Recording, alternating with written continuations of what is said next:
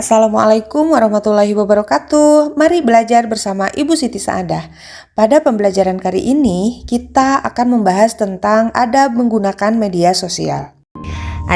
Adab menggunakan media sosial, ternyata media sosial juga ada adabnya ya, ada caranya ya menggunakannya. Ya, betul sekali anak-anakku sekalian. Sebelum kita membahas lebih jauh, tentu ada beberapa pertanyaan. Yang pertama, selama ini handphone kita dimanfaatkan untuk apa saja? Nah, mungkin banyak sekali ya manfaat yang luar biasa kita sudah terima dari yang namanya handphone. Tetapi selama ini handphone kita itu udah banyak tuh ngedownload aplikasi-aplikasi media sosial. Yang jadi pertanyaan kedua, selama ini media sosial apa saja yang sudah kita ikutin? Kenapa ada pertanyaan ini? Karena dari media sosial ini kita bisa mendapatkan banyak sekali keuntungan. Coba deh kita tanya masing-masing, media sosial apa saja yang sudah kita punya atau yang sudah kita ikutin, atau yang bahkan mungkin sudah kita pakai untuk berkomunikasi. Nah, salah satunya dari media sosial yang kita punya itu tentu ada kegunaannya. Ada manfaatnya. Di balik manfaat dan kegunaan itu tentu ada segi negatifnya. Anak-anakku sekalian, dari beberapa aplikasi atau media sosial yang kita miliki itu, salah satunya ada yang disebut dengan media sosial Instagram, ada juga yang disebut media sosial WhatsApp, ada juga media sosial YouTube dan lain-lain lagi. Yang tentunya ke semua media sosial yang ada di handphone kita itu harus dipertanyakan nih, apa kegunaannya, apa manfaatnya. Karena kalau segala sesuatu yang memang tidak bermanfaat, sebaiknya kita tinggalkan, ya kan? Nah, selanjutnya anak-anakku yang sangat-sangat ibu banggakan, ada beberapa hal kenapa kita harus membahas tentang adab bermedia sosial. Karena sebagaimana tercantum di dalam Quran surat Al-Hujurat yang artinya bahwa wahai orang-orang yang beriman, jika seorang fasik datang kepadamu membawa berita penting, maka telitilah kebenarannya agar kamu tidak mencelakakan suatu kaum karena ketidaktahuanmu yang berakibat kamu menyesali perbuatanmu. Dari arti surat Al-Hujurat ayat 6 ini jelas dikatakan bahwa kalau kita mendapat berita apapun itu, maka kita harus teliti dulu sebelum kita mempercayai, sebelum kita menyebar ulang kembali berita-berita yang memang kita dapatkan. Hubungannya dengan media sosial apa? Hubungannya dengan media sosial adalah media sosial itu adalah gudangnya atau tempatnya kita mendapatkan beberapa informasi atau berita-berita. Karena salah satu kegunaan dari media sosial itu adalah mendekatkan yang jauh dan menjauhkan yang dekat. Kenapa? Bisa saja kita menerima informasi, bisa saja kita menerima kondisi saudara-saudara kita yang bahkan mereka ada di luar negeri, tetapi kita merasa dekat. Karena apa? Karena media sosial. Kita bisa menerima atau mendapatkan ilmu-ilmu yang luar biasa, baik dari ilmu agama, ilmu kenegaraan, ilmu-ilmu yang sebetulnya kalau seandainya kita harus ngedadak sekolah nih butuh waktu lama. Tetapi dengan media sosial yang sekarang kita bisa mendapatkan ilmu-ilmu yang luar biasa itu. Anak-anakku sekalian, tentunya Allah menciptakan segala sesuatu di dunia ini dengan berpasang-pasangan. Ada sesuatu yang baik, ada sesuatu yang kurang baik, ada sesuatu yang positif, begitupun ada yang negatif. Nah, dengan media sosial yang kita punya selama ini, pertanyakan apakah itu sudah menjadi jalan untuk kebaikan atau malah sebaliknya.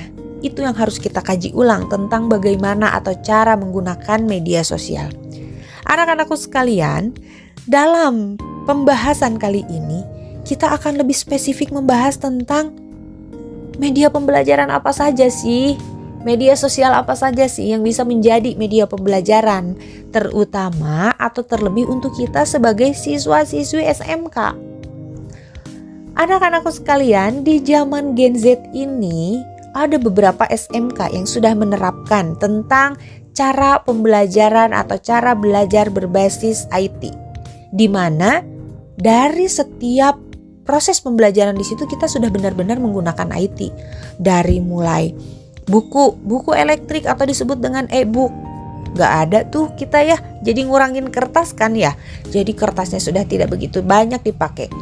Jadi buku-buku materi-materi yang disampaikan itu semua ada di e-book. Kemudian kita menggunakan internet. Kita menggunakan aplikasi-aplikasi. Bahkan sampai dengan ujian-ujian sekalipun kita menggunakan IT. Ada e-ujian, ada Google Form dan lain sebagainya. Anak-anakku sekalian, terlepas dari sisi negatif dan sisi positif, ada beberapa keuntungan. Karena apa? Kita sebagai umat manusia itu di zaman sekarang tidak bisa ketinggalan rupanya ya. Bahkan kalau misalkan kita belum paham dengan cara penggunaan media sosial, aduh kita ketinggalan zaman ya. Tetapi terlebih di tingkat SMK ini, terlebih cara pembelajaran yang disampaikan itu adalah berbasis media sosial atau berbasis dengan ilmu teknologi. Ada beberapa media pembelajaran yang kami siapkan atau sekolah-sekolah siapkan. Salah satunya media pembelajaran yang sangat sering dipakai itu adalah ada yang disebut dengan, selain dari handphone, yang kedua ada disebut dengan laptop. Ada juga yang disebut dengan komputer. Di mana proses pembelajaran semua siswa itu dilaksanakan 90% dari IT tersebut. Cara belajar di kelas, ini ya seperti yang akan kalian lihat. Cara pembelajaran di kelas, kita semua presentasi menggunakan IT. Presentasi menggunakan materi-materi yang sudah dimasukkan ke dalam laptop, lalu kemudian kita pakai beberapa aplikasi atau beberapa platform sehingga kalian melakukan presentasi itu bisa dengan sangat-sangat teliti dan bisa dengan percaya diri. Karena teman-teman yang lain itu ketika kita presentasi, teman-teman yang lain bisa dengan mudah, sangat mudah mempelajari apa yang kita sampaikan. Karena kita menjelaskan segala sesuatu yang ada di materi, yang ada di infocus atau di layar. Yang kedua, ada yang disebut dengan lab komputer. Kenapa perlu ada lab komputer? Karena komputer itu atau laptop itu merupakan salah satu alat penunjang yang luar biasa untuk keberlangsungan pembelajaran di zaman sekarang ini. Terus yang selanjutnya ada yang disebut dengan kamera digital. Kenapa kamera digital bisa dipakai sebagai alat atau media pembelajaran? Ya, karena zaman sekarang itu ketika orang akan membuat konten atau ketika orang akan membuat konten pembelajaran, jelas harus menggunakan media. Salah satunya adalah kamera digital yang memang akan selalu digunakan atau harus selalu digunakan. Nah, itu adalah beberapa segi positifnya yang bisa kita dapatkan dari media sosial atau dari alat pembelajaran yang berbasis ilmu teknologi. Sekarang kita ngebahas tentang sisi negatifnya. Kenapa? Emang ada sisi negatifnya? Tentu ada. Salah satunya apa? Anak-anak tuh sekarang mungkin tulisannya yang dari dulu bagus tetapi sekarang lebih bagus? Oh enggak, anak-anak tuh lebih bagus ya. Karena apa? Karena ketika kita menuliskan materi atau menuliskan pembelajaran di dalam IT atau di dalam komputer atau di dalam laptop, semua sama. Jenis tulisannya, fontnya semua sama. Tetapi ketika negatifnya, mereka menulis tangan, Masya Allah ya, mungkin kaku gitu tangannya ketika menulis di buku. Ya itu adalah salah satu sisi negatifnya. Terus yang kedua, ketika pembelajaran berlangsung, handphone yang biasa digunakan atau dipakai oleh siswa-siswi itu ada dua kemungkinan. Salah satunya anak-anak bisa searching atau mereka bisa menggunakan handphone mereka untuk media pembelajaran.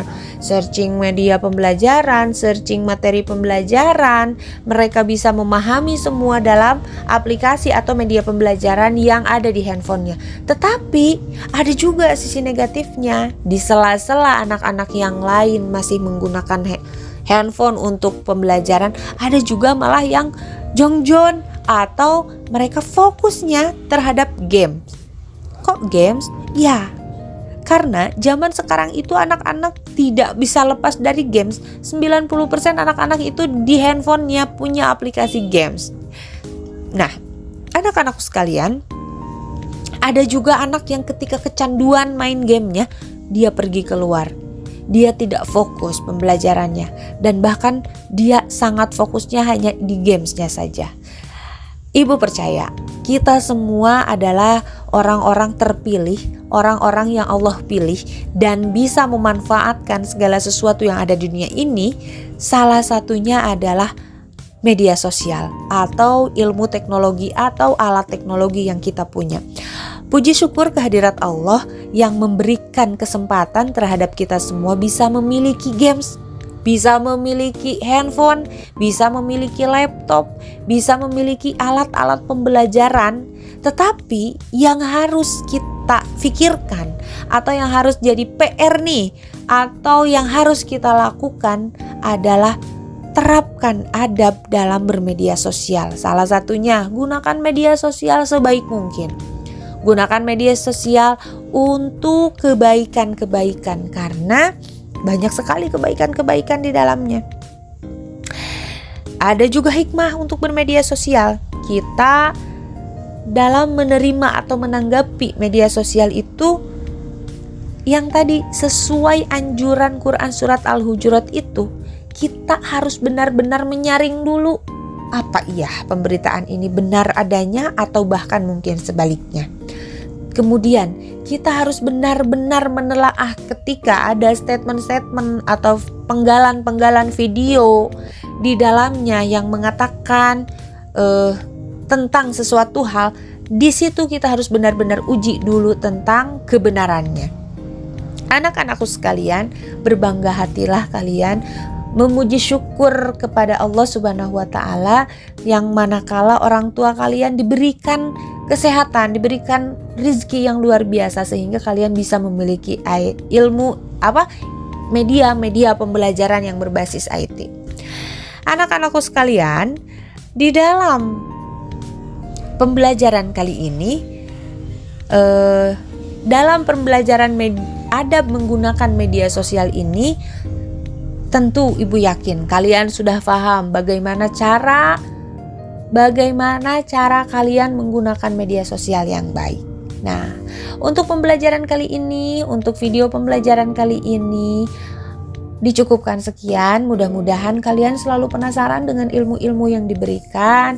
Mudah-mudahan kita semua selalu diberikan kesehatan, dan mudah-mudahan kita semua termasuk orang-orang yang bisa atau mempunyai adab di dalam hal apapun, terlebih di dalam bermedia sosial. Terima kasih. Wabillahi taufiq wal hidayah. Wassalamualaikum warahmatullahi wabarakatuh.